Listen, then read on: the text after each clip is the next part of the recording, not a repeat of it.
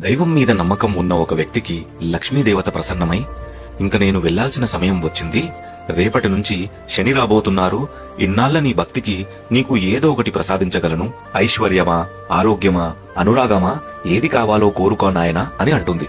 అమ్మా, నాకు ఏ కష్టం వచ్చినా తట్టుకుంటాను, కాని నా కుటుంబంలో ఒకరంటే ఒకరికి అనురాగం ఉండేలా చూడు తల్లి అని అనగా తదాస్తు అని వెళ్తుంది. మరుసటి రోజు వంటలో అత్తగారు కోడల్ని ఉప్పేయమని చెప్తే చిన్న కోడలు వెళ్లి ఉప్పు వేస్తుంది. పెద్ద కోడలు రుచి చూడకుండా తను కూడా ఉప్పు వేస్తుంది. భోజనానికి వచ్చిన పెద్దాయన రుచి చూడగానే శని ప్రభావం మొదలైందని తెలుసుకొని ఏమీ మాట్లాడకుండా తిని వెళ్లిపోతాడు. తర్వాత భోజనానికి వచ్చిన పెద్ద కొడుకు మొదటి ముద్ద పెట్టుకోగానే నాన్నగారు భోజనం చేశారా అని అడిగి చేశారు అని తెలుసుకొని తను కూడా ఏమీ మాట్లాడకుండా భోజనం చేసి వెళ్లిపోతాడు. చివరగా భోజనానికి వచ్చిన చిన్న కొడుకు కూడా మారు మాట్లాడకుండా భోజనం చేసి వెళ్లిపోతాడు. ఆ తర్వాత ఒకరొకరు తన భర్తలు భోజనం చేశారని తెలిసి వారు కూడా మౌనంగా భోజనం చేసేస్తారు.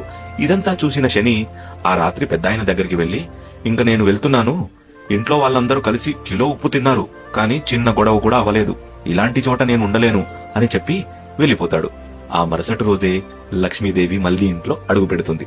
నీతేంటంటే, ఏ కుటుంబంలో అయితే ప్రేమ అనురాగం అర్థం చేసుకునే గుణం ఉంటుందో వాళ్ళ ఇంట్లో ఎప్పుడూ అష్ట ఐశ్వర్యాలు వెలసిల్లుతూ ఉంటాయి.